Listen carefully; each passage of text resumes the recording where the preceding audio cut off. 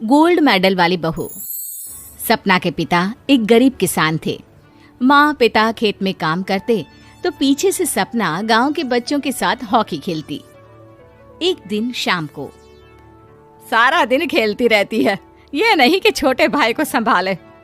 माँ पता है, मैंने आज हॉकी में पास के गांव के लड़कों की टीम को हरा दिया। अरे वाह वाह मेरी बेटी, शाबाश।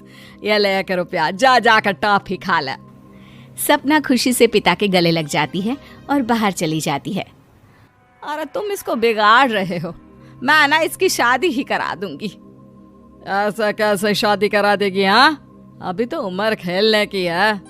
माँ बड़बड़ करती वहां से निकल जाती है। लेकिन शाम को उन लोगों के घर कुछ लोग आते हैं।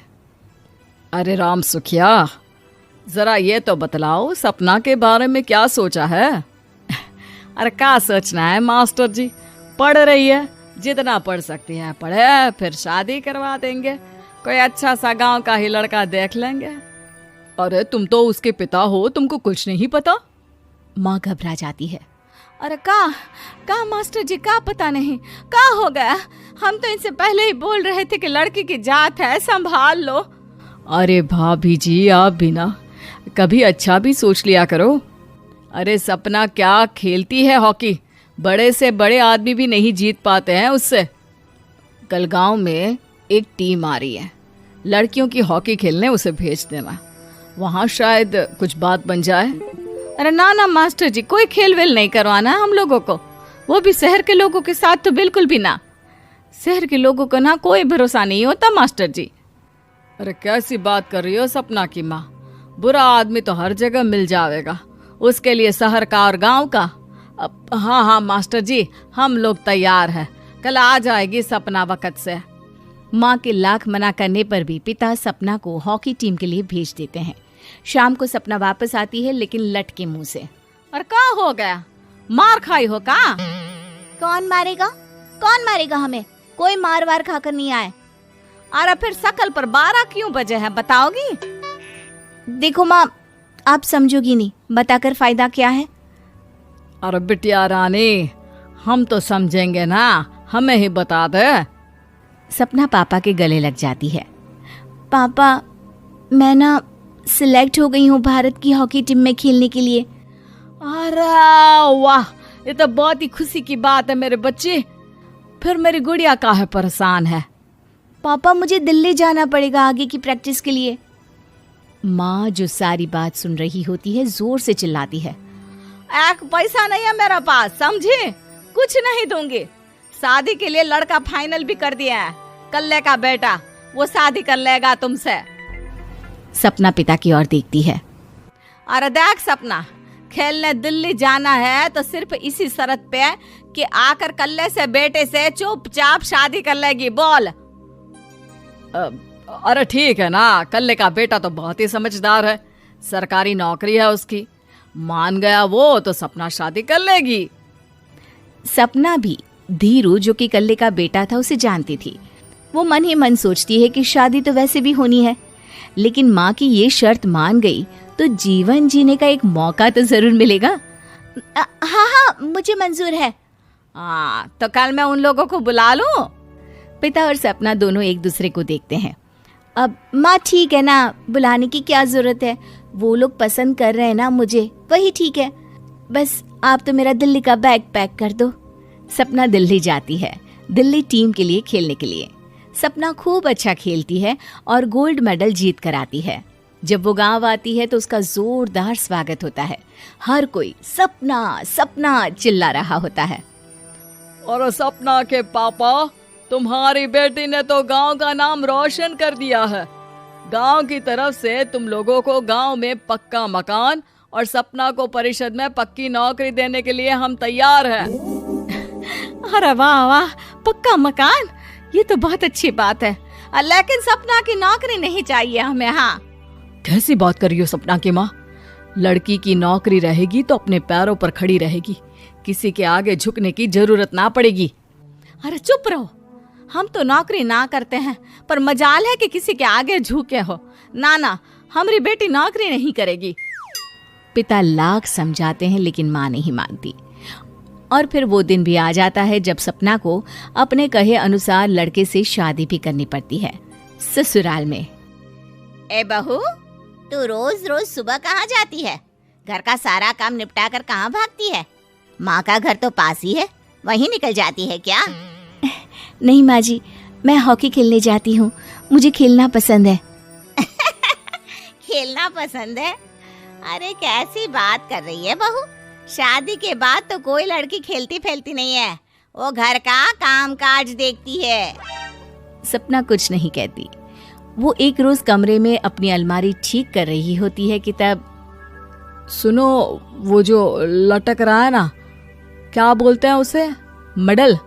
सपना पति की बात सुनकर खुश हो जाती है, उनके पास जाती है। मैं सोच ही रही थी कि तुमने कभी पूछा क्यों नहीं। ये मेडल है, मैंने जीता है, पता है, हॉकी में। बड़ा मैदान, बहुत से लोग, 2 टीम और फिर शुरू होता है जुनून। पता है, लगता है जैसे बस जिंदगी यही है, खेलते रहो, भागते रहो, दौड़ते रहो और लक्ष्य को पालो। सुनो ना, मैं ना भारतीय टीम के लिए खेलना चाहती हूँ। माँ, यहाँ तो आ जरा। सपना हैरान हो जाती है कि ये क्या हो गया, पति अचानक से माँ को क्यों बुला रहा है। हाँ बेटा, क्या हो गया? काहे गला फाड़ रहे हो?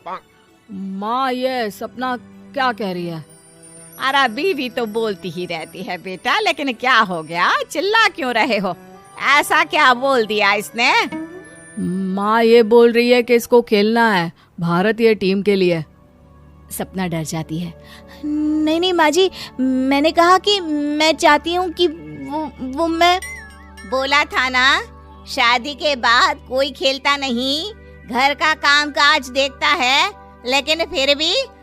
नहीं माँ जी, ठीक है, मैं घर का काम देखूंगी, कल से मैं खेलने भी नहीं जाऊंगी, माफ कर दीजिए। सपना पति की तरफ देखती है जो माँ की तरफ देख रहा होता है। उसे गुस्सा तो आता है, लेकिन करती भी तो क्या, सास के सामने कैसे पति की क्लास लगाती। अरे बेटा, अब क्यों घूरे जा रहे हो बहू को? माँ, अभी इस बात का फैसला करके जाना, वरना ये तो तेरे कमरे से जाने के बाद मुझे। अब चुप हो जाइए आप, छोटी सी बात का बतंगड़ मत बनाइए। छोटी सी बात? बहू, ये कोई छोटी बात नहीं है। जो लड़की दिल्ली के लिए गोल्ड मेडल ला सकती है, वो देश के लिए भी तो गोल्ड ला सकती है ना। हम लोगों को किसी चीज की कमी नहीं है बहू, घर का काम तो कोई भी कर लेगा, लेकिन देश का नाम रोशन करने के लिए सपना चाहिए। जा बहू, तेरी ट्रेनिंग का सारा इंतजाम तेरे पति ने कर दिया है, जा खेल और देश का नाम रोशन कर। सपना की आंख में आंसू आ जाते हैं। वो सोचती है कि बेटियों को मायके के साथ अगर ससुराल में भी सहयोग मिले तो ऐसा कोई काम नहीं जो वो नहीं कर सकती है।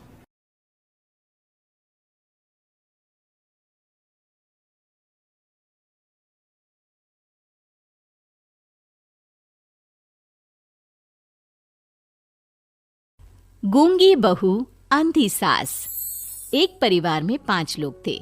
ओम प्रकाश, उनकी पत्नी सुमित्रा, बहू भावना, बेटा राहुल और एक थी उनकी बेटी प्रियंका।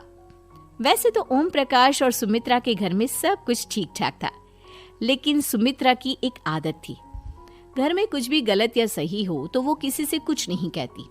और भावना स्वभाव की इतनी सीधी सादी थी कि अगर कोई उसके साथ गलत भी करता तो भी वो उसे कुछ नहीं कह पाती। इसी के चलते प्रियंका और राहुल घर में मनमानी चलाते रहते, क्योंकि घर को संभालने वाली औरतें इस तरह से रहती थी जैसे वो गूंगी और अंधी हो। माँ, मैं अपनी सहेलियों के साथ पिकनिक पर जा रही हूँ। ठीक है बेटा, चली जाओ। और मुझे आने में रात हो जाएगी, देर से ही आऊंगी मैं। अच्छा, कोई बात नहीं बेटा। अरे भावना, तुमको एक बार में समझ में नहीं आता क्या? नाश्ते में फिर से पराठे बना के रख दिए। कितनी बार तुमसे कहा है कि मेरे लिए ढंग का नाश्ता बनाया करो।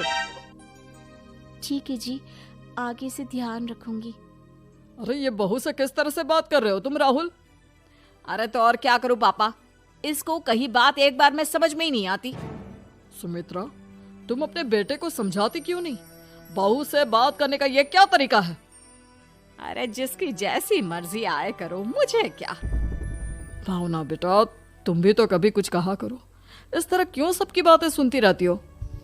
कोई बात नहीं पापा जी, सब ठीक है। रात को काफी देर तक प्रियंका घर नहीं आती और जब वापस लौट कर आती है तो एक लड़की के साथ बाइक पर बैठकर सुमित्रा और भावना दोनों ही प्रियंका को लड़की के साथ देख लेते हैं। आज तो जोर से डांट पड़ने वाली है, लेकिन मैं डर क्यों रही हूँ? माँ तो सब कुछ देखकर भी अंधी बनी रहती है। और रही बात भाभी की, वो किसी को कुछ नहीं बताने वाली। कहने को भगवान ने आवाज दी है, लेकिन गूंगी है गूंगी। अरे प्रियंका बेटा, इतनी रात को कॉलेज से लौट कर आ रही हो? कहाँ गई थी तुम? पापा वो सहेली के घर पर थी, पढ़ाई करने के लिए रुक गई थी। अच्छा ठीक है, जाओ अपने कमरे में जाओ और सो जाओ। सुमित्रा ने अपनी बेटी को एक लड़की के साथ इतनी रात को आते देखकर भी उससे कुछ नहीं कहा और भावना ने भी इस बारे में किसी से कोई बात नहीं की। कुछ दिनों के बाद मामा जी का फोन आया था। उन्होंने प्रियंका के लिए कोई रिश्ता ढूंढा है, लड़के वाले उसे देखने आ रहे हैं। अरे मुझे नहीं करनी शादी वादी, किसी लड़की को बुलाने की कोई जरूरत नहीं है। ये तुम क्या कर रही हो प्रियंका बेटा? तुम्हारी शादी की उम्र हो चली है और तुम्हारे मामा जी ने बहुत अच्छा रिश्ता बताया है। पापा अब जिद क्यों कर रहे हैं? और आप क्यों मेरी मर्जी के खिलाफ शादी कराना चाहते हैं? अरे माँ, इसको समझाइए ना। आपकी बेटी, आप तो बस चुपचाप सब कुछ होते हुए भी देखती रहती हैं। अरे तो क्या कहूँ, और मेरे कहने से क्या हो जाएगा?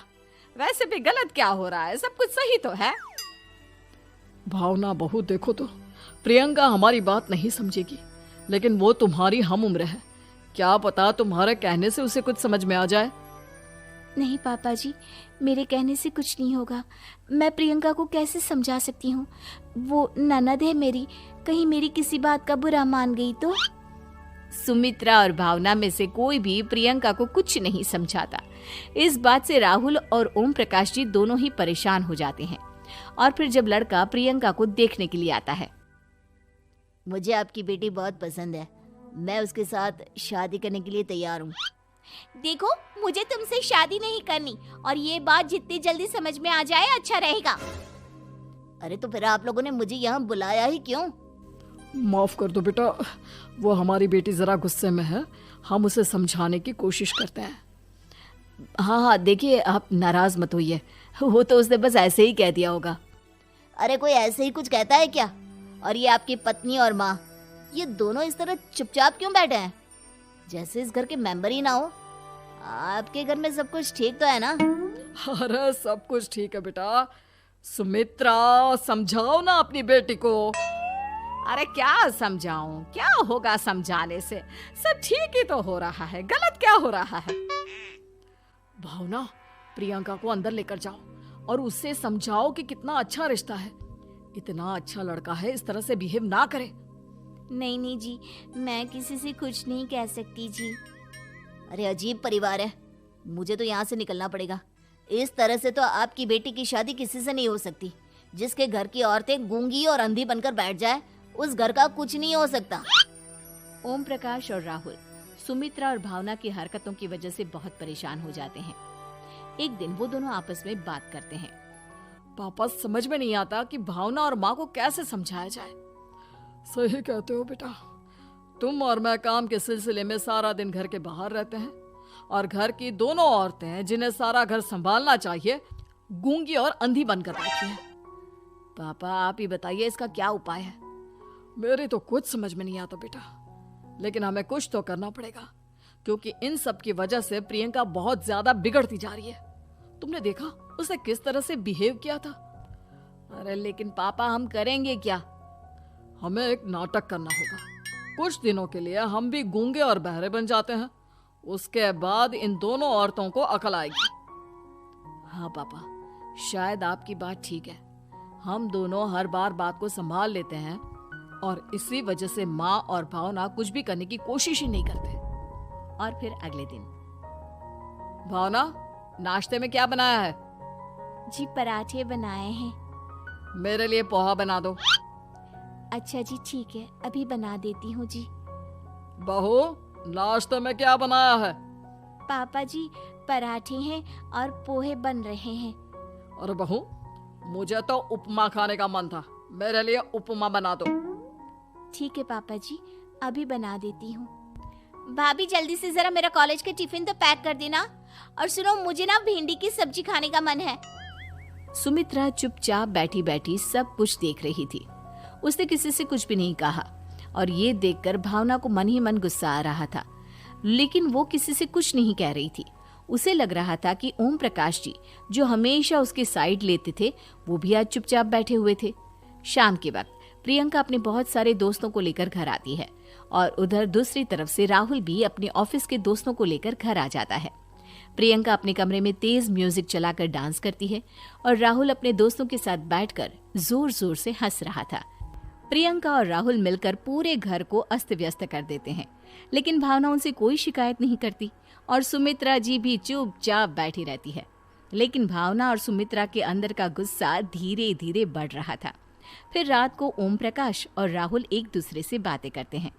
पापा, हमने इतना कुछ किया फिर भी भावना कुछ बोलती ही नहीं और माँ भी कुछ गलत करने से किसी को रोकती ही नहीं। तुम चिंता मत करो बेटा, इन दोनों के अंदर का गुस्सा भर रहा है और बहुत जल्दी बाहर आने वाला है। अगले दिन, अरे बहू, ये कपड़े धुले हैं या गंदे हैं?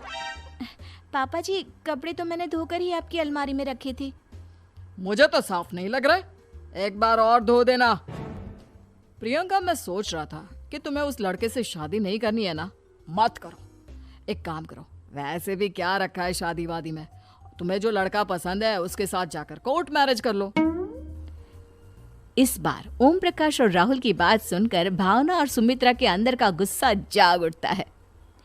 मैं किसी से कुछ कहती नहीं जी, इसका मतलब ये है कि आप लोग मुझे परेशान करते ही रहेंगे। कल 4 बार मुझसे नाश्ता बनवाया, आज पापा जी मुझसे धुले हुए कपड़ों को बार बार धुलवा रहे हैं। अरे मैं इंसान हूँ जी, कोई मशीन नहीं हूँ। तुम दोनों ने मिलकर इस घर की कैसी हालत बना दी है और अपनी बहन को भागकर शादी करने के लिए कह रहे हो। तुम भाई हो या दुश्मन? ओम प्रकाश और राहुल जोर जोर से हंसने लगते हैं। अरे इसमें हंसने की क्या बात है? हम लोग यहाँ इतने परेशान हो रहे हैं जी, तुम लोगों को ऐसी हरकत करने के बाद भी हंसी आ रही है। ये क्या कर रहे हैं जी आप दोनों? यही तो हम चाहते थे कि सुमित्रा, तुम अंधी होकर ना बैठी रहो। घर में कुछ भी गलत हो तो उसे रोकने की कोशिश करो। और भावना, तुम अपने साथ हो रहे गलत व्यवहार पर भी कभी मुंह नहीं खोलती, ये सही बात नहीं है। मैं चाहता था कि तुम्हारी भी जुबान खुले, तुम गलत बात का विरोध करो। गूंगी बहू और अंधी सास की ये जोड़ी इस घर में अब नहीं चलेगी।